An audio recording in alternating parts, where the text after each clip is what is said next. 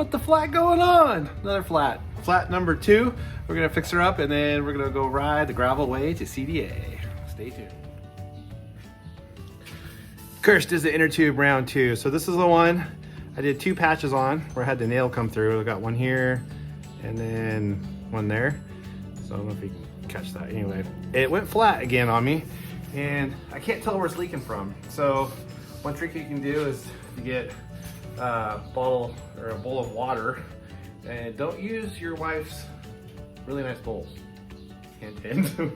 Anyway, I want to see if it's leaking around one of those patches I put on, the slime scab, and we'll see this one. It looks like it got on there all that good. Don't really see where it's leaking from, but this was definitely flat.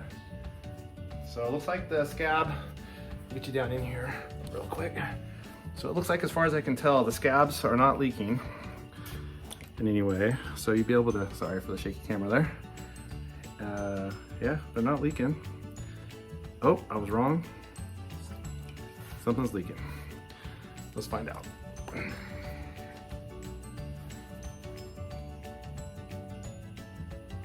I was wrong. The scab is leaking. It's got some little bubbles going there. I'll show you. I probably didn't apply it that well. I was kind of in a hurry when I did it.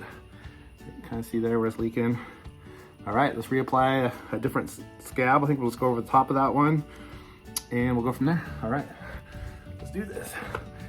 And oh yeah, go to the dollar store or somewhere and buy an old bowl. Don't use one of your wife's nice bowls.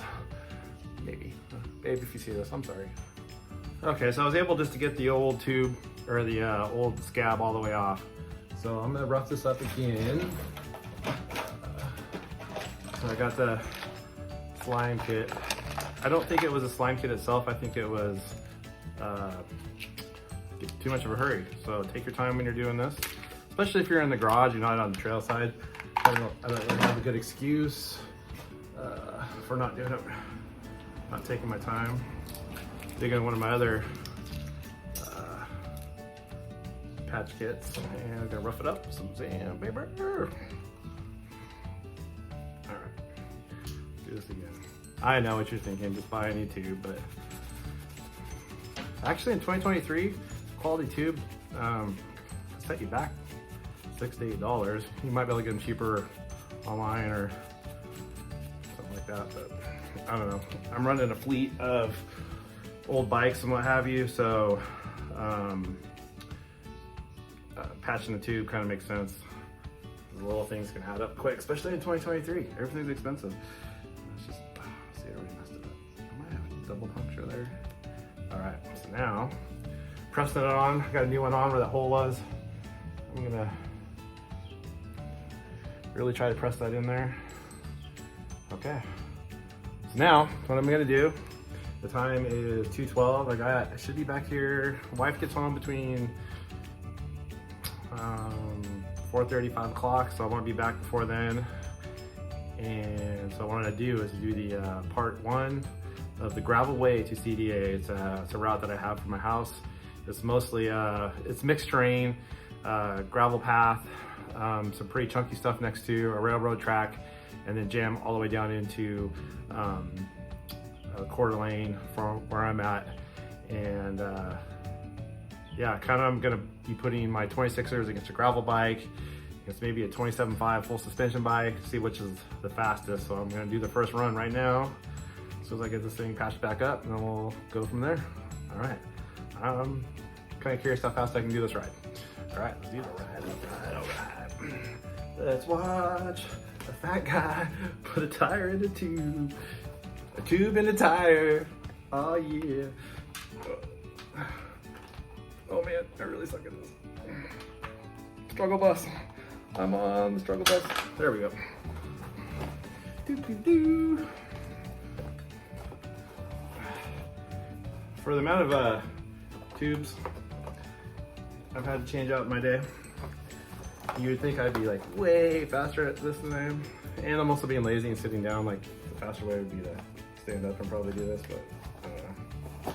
It's nice to sit down sometimes. All right. Okay, enough of the struggle bus.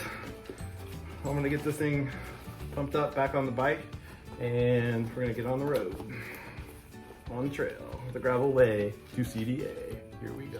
So my Specialized pump busted, my Specialized air tool. That's what I think about this. All right, so we're using the good old compressor. All joking aside, Specialized makes great bikes. Oh, sorry, just kidding. Yeah, so anyway, so I got this little adapter here. Screw it onto the Presto valve and get this done. Put that on. And we'll pump her up. I'm gonna go for about 50 PSI. Tube, just a little bit of give, supports my weight. Oh yeah, did we get that? So easy when you got an air compressor, 4 pumps broke, mini pump alongside the road. That always takes a minute. About 50, and good.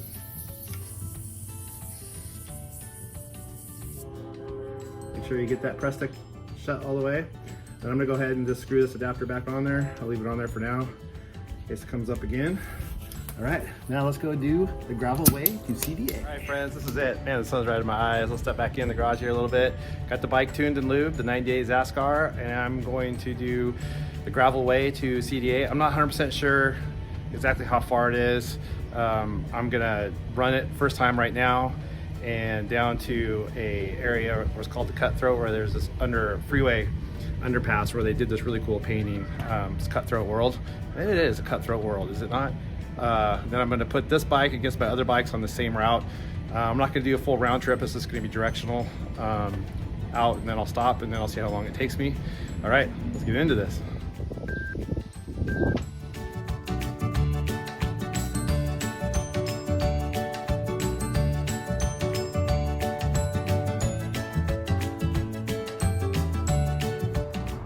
It's a Cutthroat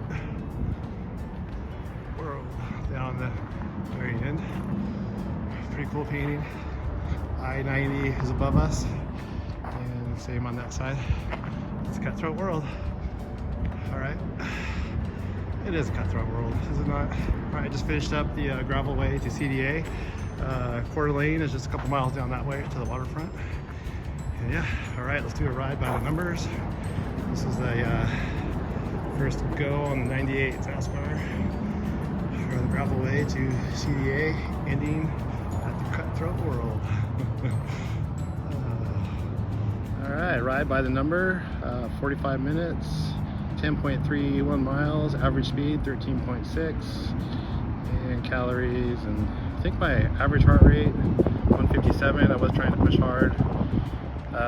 Yeah, so that was round 1 of gravel way to CDA. I did have a little bit of a headwind on the way in, but not too bad. So I'm all hot and sweaty at the end of the gravel way to CDA, hanging out at the Cutthroat World underneath the I-90. This is where I'm gonna finish up. It took me about 45 minutes. I'm gonna put some of my other bikes against this one to see if I can do it faster. I think this bike has more in it. Not 100% on my game today, and headwind kind of got me a couple times, but and there's a traffic barrier. I do have a couple intersections to go through. It's mostly gravel path, and some gravel, and some mixed terrain, and then quite a bit of pavement on the Centennial Trail. But yeah, pretty good route, I think. All right, thanks for watching, friends. Yeah, they didn't get a flat. Tire's still holding, so that was good. The 3x9 still holding it up really, really well. Digging on that. Yeah, thanks for watching, friends. And like, subscribe, all that. Comment below. What do you think? Is this the 90s gonna keep up with the modern day gravel bikes? I don't know, we'll find out. I do have a 2016 grade that is gravel-ish. So yeah, we'll put this thing against it. Well, I wouldn't say the grade is ish. It's definitely, when it came out, it was more of a gravel bike, but it's an older one. A lot newer than this thing though. All right, thanks for watching, friends. See you in the next video.